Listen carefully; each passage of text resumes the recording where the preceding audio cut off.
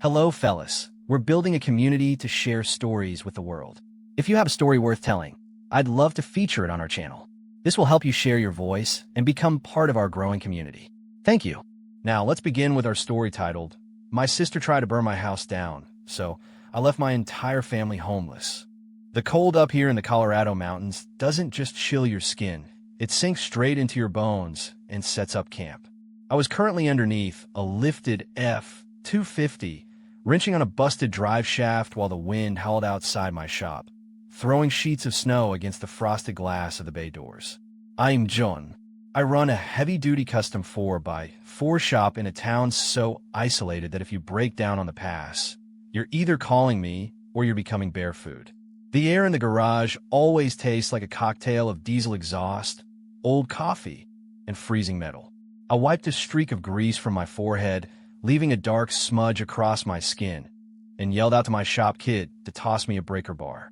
I built this place with my own two hands, freezing my ass off every winter, and I didn't know a single soul a dime for it. It was my kingdom of dirt, oil, and torque. Growing up, my kingdom consisted of whatever corner of the basement my parents hadn't filled with my sister's pageant trophies. If you ask my folks, the sun rose and set on Chloe. She was the golden child, the fragile little ballerina who sneezed and got a standing ovation, while I could have rebuild a transmission blindfolded and still been called a nuisance for getting grease on the driveway. I remember being 17, standing in the kitchen with hands blistered from my first apprenticeship, watching my parents hand Chloe the keys to a brand new sedan for getting a B- in biology. I had asked for a $50 set of wrenches for my birthday that same week. My mother had looked at me over her rimless glasses and sighed, telling me, John, we just don't have the budget for your little hobbies right now. Your sister needs reliable transportation for her study groups. My father didn't even look up from his tablet. Maybe if you applied yourself to something that didn't involve wearing a dirty jumpsuit, you could buy your own tools, he had muttered. That was the dynamic. I was the grunt, the embarrassment, the grease monkey. Chloe was the investment. I moved out the day I turned 18, packed my meager tools into a beat-up truck I resurrected from a junkyard, and drove up into the mountains. I didn't speak to them for years, mostly because they never bothered to call. They were too busy financing Chloe's prestigious university lifestyle, which, as I would later find out, consisted mostly of partying and changing majors every semester. I focused on the metal. Metal makes sense. You tighten a bolt to specification, it holds. You treat a machine right, it gets you home. I wish people were that reliable. The universe threw me a bone during the worst blizzard of the decade.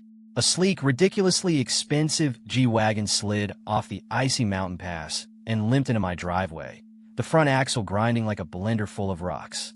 Out stepped Mark, wearing a cashmere overcoat that looked like it cost more than my shop's hydraulic lift. He had the frantic, wide-eyed look of a city boy who just realized nature doesn't care about his stock portfolio. Tell me you have coffee and a miracle in that garage, Mark said, his teeth chattering uncontrollably as he tossed me a key fob. I caught it, giving his destroyed front into sarcastic slow clap.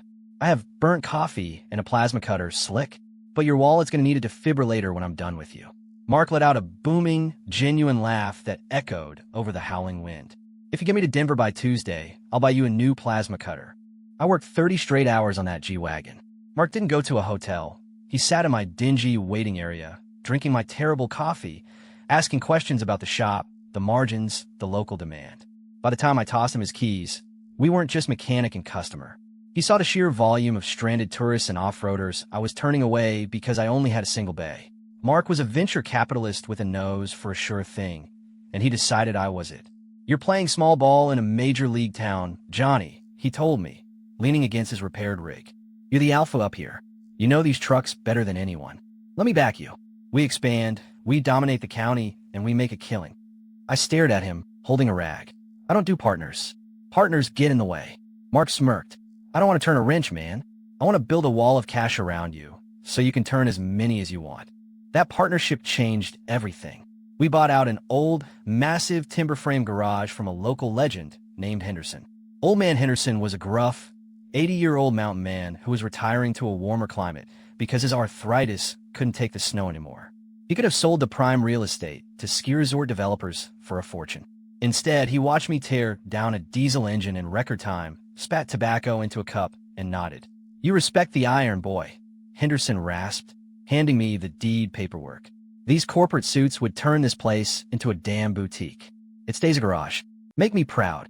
He stayed on for 3 months, mentoring me, showing me the hidden supply chains of the mountain, teaching me how to command respect from the most stubborn loggers and truckers in the valley. Then came Sarah. She slid her Subaru into a snowbank outside my new mega shop and walked into the bay looking like an angry snow angel. "If you tell me I need a new transmission for sliding on ice, I'm going to punch you in the throat," she announced, shaking snow out of her dark hair. I slid out from under a truck on my creeper, wiping my hands, instantly captivated by the fire in her eyes. "Sweetheart, with the way you were riding that clutch down the hill, the transmission is the least of your problems," I fired back, grinning. She crossed her arms, narrowing her eyes. "Are you always this arrogant? Or is it just a customer service tactic?" We argued about cars for 20 minutes. I pulled her Subaru out for free, and 3 years later, we were standing on the porch of the beautiful, isolated log cabin I bought in cash, exchanging wedding rings. She was a local ER nurse, tough as nails, and the only person who could put me in my place with a single look. My life was a masterpiece of my own making. Even my grandfather, Arthur, started making the trek up the mountain to visit. Arthur was a stoic, hard-eyed veteran who never tolerated weakness and rarely spoke to my father. He drove his pristine classic Chevy up my winding, snow-packed driveway one Sunday, stepped out with his cane, and surveyed the 5-acre property, the massive main cabin, and the smaller guest cabin nestled in the pines. Sarah handed him a mug of black coffee, which he took with a rare, approving nod. "You built a fortress, John," Arthur rumbled, his voice like grinding stones. "You worked the iron, you made a life. Your father thinks money falls from the sky. You know it comes from the dirt. I'm proud of you, boy." Hearing that from Arthur was like being handed a Medal of Honor. But a fortress is only as strong as its gates, and mine were about to be tested by the very people I had locked out. It started with a frantic phone call in the dead of winter. My mother was sobbing so hard I could barely understand her. "John, it's Chloe. You have to help her. She has nowhere to go. She's in trouble." The golden child had tarnished. Over the last few years, Chloe had burned through every dime of my parents' savings, dropped out of school, and spiraled into a heavy meth addiction. My parents had remortgaged their home twice for fancy rehabs she constantly walked out of. "Mom, I haven't spoken to her in 5 years," I said coldly, staring out the window at the falling snow. "She's your sister," my mother shrieked. "She needs a mountain air. She needs away from the city. You have that whole empty guest cabin. If you don't take her in, she'll die on the streets, John." Guilt is a toxic, paralyzing venom. Against Sarah's better judgment and my own screaming instincts, I caved. 2 months, I told my mother on the phone. She stays in the guest cabin for 2 months to get clean, and she follows my rules. Sarah helped me stock the guest cabin with food, her face tight with worry. "I don't like this, John. Addicts don't just go to the woods and magically heal. They bring the chaos with them." I kissed her forehead, trying to project a confidence I didn't feel. "I won't let her bring chaos to our home. If she steps out of line, she's gone." Chloe arrived looking like a ghost. Gaunt, twitchy, her eyes darting everywhere. She didn't thank us. She just grabbed the keys to the guest cabin and locked herself inside. For the first 2 weeks, it was quiet. I thought maybe, just maybe it was working. Then the chaos arrived. I was at the shop doing inventory when I noticed a customized Holley carburetor missing from a client's Restore Bronco. It was a $3,000 part. I tore the shop apart, interrogating my guys, until Mark checked the security footage. There, at 2 in the morning, was Chloe, slipping into the bay using the spare keypad code my mother had guilt out of me in case of emergencies. She walked out with the carburetor in a duffel bag. I drove home so fast my truck fishtailed on the ice. I kicked the door of the guest cabin open so hard the frame splintered. Chloe was sitting on the couch, surrounded by small plastic bags and a digital scale, counting a wad of cash. "Where is it?" I roared, my vision actually going red at the edges. Chloe didn't even jump. She looked up slowly, a sadistic, drug-fueled smirk spreading across her sunken face. "Where's what, Johnny? You gotta be more specific." I stepped forward, kicking the coffee table out of the way. "The Holley carb, Chloe. You stole from my shop. You stole from my customer. You're dealing out of my house." She let out a sharp, manic laugh that made my skin crawl. "Oh, that old car part? I sold it to a guy down in the valley. Needed some capital for my new business venture." She gestured grandly to the baggies of meth on the table. You have exactly 10 minutes to pack your garbage and get off my mountain, I growled, pointing at the door. Or I am dragging you out by your hair and throwing you in the snow. Chloe leaned back, crossing her legs, entirely unbothered. No, you're not. I looked up the laws, Johnny. I've been here more than 30 days. I get mail here now. I have squatter's rights. You touch me, I call the cops for assault. You try to evict me, it'll take you 6 months in the courts. I own this little cabin now. I stormed out and called the police, but the deputy who arrived just shook his head apologetically. She's established residency, John. Unless I catch her mid-transaction, the drugs on the table could be claimed as personal use, which is a misdemeanor. If you want her out, you have to formally evict her through the courts. It's a civil matter now. I was trapped on my own property. I immediately called my parents, demanding they come get their monster. They drove up the next day, not to apologize, but to go to war. We stood in a freezing driveway, the snow crunching under our boots. She's dealing meth, Dad. I yelled, my breath pluming in the frigid air. She stole $3,000 worth of parts from my business. My mother stepped forward, wrapping her expensive fur coat tighter around herself, looking at me with pure disgust. You are exaggerating, John. You always do this. You're just jealous because we actually care about her. She's sick. She needs a safe space. I let out a harsh, bitter laugh. A safe space to run a cartel? Get her out of my guest house. My father puffed out his chest, trying to look intimidating. Listen to me, you ungrateful grease monkey. She stays. You have plenty of money. If you try to throw her out, I will write you out of the will entirely. You won't see a dime of the inheritance. I stared at him, absolutely bewildered by his delusion. What inheritance, Dad? You remortgaged your house twice.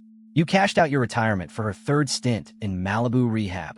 You're drowning in debt, and you're standing on my property, threatening me with phantom money? Get off my land before I have you arrested for trespassing. They left in a huff, but the nightmare was just beginning. Chloe started bringing sketchy, tweaked-out characters onto the property at all hours. Sarah was terrified to walk from her car to the front door. A week later, Mark called me from the shop, sounding urgent. Johnny, you need to get down to the county clerk's office right now. I just got a call from a buddy who works in the records department. I sped down the mountain. When I walked into the clerk's office, my father was standing at the counter with a forged document, attempting to transfer the deed of the guest cabin into Chloe's name, claiming I had signed a subdivision agreement. Stop right there. I bellowed, making the clerk jump. I slammed my hand on the counter. That is a forged signature. I own that property free and clear. My dad turned pale, stuttering, but quickly shifted to anger. It's a family estate, John. You're hoarding wealth while your sister suffers. The clerk threatened to call the sheriff for fraud, and my father scrambled out the door. The audacity was blood-boiling. But Chloe wasn't done trying to steal my life. 2 days after the deed incident, my personal banker called me. John, I have a loan application here for $80,000, using your main cabin as collateral. The signature looks a little shaky, and the contact number is different. I wanted to verify. Chloe had stolen my financial documents from a lockbox in the garage and tried to forge a home equity loan. I authorized the bank to flag it for fraud and immediately drove home, ready to physically break down the guest cabin door and take the assault charge. When I pulled in, my parents' car was parked in the driveway. I marched inside my main cabin to find them sitting on my couch, drinking my coffee, arguing with Sarah. You have no right to lock her out of the main house, my mother was shrieking at my wife. She needs to use the modern kitchen. I stepped between them. She tried to take a fraudulent loan out on my house today, I said, my voice dropping to a dangerous, quiet rumble. She committed a federal crime. My dad scoffed, waving his hand. She was just borrowing against the equity, John. She was going to pay it back once her new business took off. You're so dramatic. Her new business is selling crystal meth. I roared, finally losing my temper. Get out, both of you. If you ever step foot inside my home again, you will be leaving in the back of an ambulance. I chased them out into the snow. That night, Chloe decided to retaliate. I woke up at 3 a.m. to the smell of gasoline and smoke. I threw back the covers, grabbed the fire extinguisher I kept by the bed, and sprinted outside in my boxers and boots. Flames were licking up the wooden siding of the main cabin's back porch. I unleashed the extinguisher, fighting the fire back until it died in a hiss of toxic white smoke. Sarah stood, shivering on the porch, wrapped in a blanket, staring at the charred wood. We both looked over at the guest cabin. The lights were off, the door locked. The police came, but without a camera pointed directly at the porch, there was no definitive proof she did it, and they couldn't breach her locked door without a warrant. She tried to burn us alive, Sarah whispered, tears freezing on her cheeks. John, we have to leave. We have to sell the place. I wrapped my arms around her. No, I am not letting a junkie and two delusional enablers run me out of my own castle. The next morning, I walked into the shop looking like murder. Mark took one look at my soot-stained hands and locked the front doors of the business. All right, brother. Talk to me. What we need to do. I told him everything. The forged deed, the fraudulent loan, the fire. The law says I can't physically remove her or shut off the water. I grunted, pacing the floor. And the eviction process is going to take months I don't have. She's going to kill us, Mark. Mark walked over to the mini fridge, pulled out 2 energy drinks, and tossed me one. A slow, deeply menacing smile spread across his face. The law protects tenants, Johnny. But you know who else it protects? Other, legally binding, primary tenants. We spent the next 3 hours with Mark's high-priced corporate lawyer on speakerphone. We drafted an airtight, completely legal lease agreement. I was renting the guest cabin to Mark for $1 a month, utilities included. Since Chloe had never signed a lease, she was technically just an unauthorized subtenant in Mark's new home. I'm taking a vacation, Mark announced, cracking his knuckles. I've always wanted to experience the rustic cabin life. I hear it's a great place to practice my new hobbies. That evening, Mark pulled his massive truck up to the guest cabin. I sat on my porch with Sarah, drinking hot cocoa, watching the show. Mark kicked the door open. Chloe shrieked from the couch. What the hell are you doing? Get out. Mark calmly walked in, dragging a massive, obnoxious drum kit behind him. Can't do it, Rumi, he yelled cheerfully. I have a legally binding lease. I'm the primary tenant now. By the way, I suffer from night terrors, and the only thing that helps is practicing blast beats at 4 a.m. The psychological warfare was an absolute masterpiece. Mark never touched her. He never threatened her. He just made existing in that cabin a living, breathing hell. When Chloe tried to sleep off a high, Mark would set up industrial halogen work lights he brought from the shop, pointing them directly at the couch while he inspected the drywall. To escalate things, Mark hired Sarah's friend, a theater actress named Brenda, to play his girlfriend. Brenda would come over at 2 a.m., and they would have screaming, theatrical, fake arguments about infidelity right next to Chloe's bed, throwing pots and pans against the wall. Chloe was cracking. Her buyers stopped coming because Mark would sit on the porch cleaning a registered, very large, very legal shotgun whenever a sketchy car pulled up into the driveway, smiling and waving at them until they sped off in terror. On day 6, my parents showed up, utterly hysterical. You are torturing her, my mother screamed at me across the snow. You are a monster, John. Call off your psychotic friend right now. I walked down the steps, holding a thick, heavy manila folder. I didn't yell. I didn't scream. I just handed the folder to my father. What is this? He spat. That, I said calmly, is a comprehensive financial audit I had a private investigator pull on you. It shows the $300,000 you've spent on her rehabs, the second mortgage you defaulted on last month, and the fact that your house is currently in active foreclosure. My parents froze, the color draining from their faces. You are bankrupt, I continued, my voice echoing off the trees. You destroyed your entire lives to fund a drug dealer. And you came here hoping you could steal my property to have a place to live when the bank kicks you out next week. I know everything. We are family, my mother sobbed, trying to grab my arm. I stepped back, disgusted. No, you're parasites. And this host is immune. If you ever come near me, my wife, or my property again, I will hand these files over to the DA regarding the forged deed attempt. As I turned my back, chaos erupted in the guest cabin. Chloe, deprived of sleep, stripped of her drugs, and completely unhinged, had finally snapped. She lunged at Mark with a jagged piece of a broken mirror she had smashed off the bathroom wall. I'll kill you. I'll cut your throat, she screamed, swinging wildly. Mark, who had 2 tours in the Marines before he got into venture capital, didn't even break a sweat. He sidestepped her clumsy lunge, grabbed her wrist, applied a specialized submission lock, and slammed her face first into the hardwood floor. He held her there with one knee while casually dialing 911 with his free hand. Hey, dispatch. Yeah, I've got an assault with a deadly weapon in progress. Tenant trying to stab me. Send the sheriff. No ambulance needed. I'm fine, but she's going to have a headache. Because it was aggravated assault with a deadly weapon, the squatter's rights were instantly voided. The deputies dragged her out kicking and screaming, throwing her into the back of a cruiser while my parents wailed in the driveway. They tried to run to the police, crying that Mark had attacked her, but Mark just smiled and pointed to the 3 hidden GoPros he had mounted in the cabin on day 1. Caught the whole attempted murder in 4K. Officer, Mark said cheerfully. The silence that descended on the mountain that night was the most beautiful sound I had ever heard.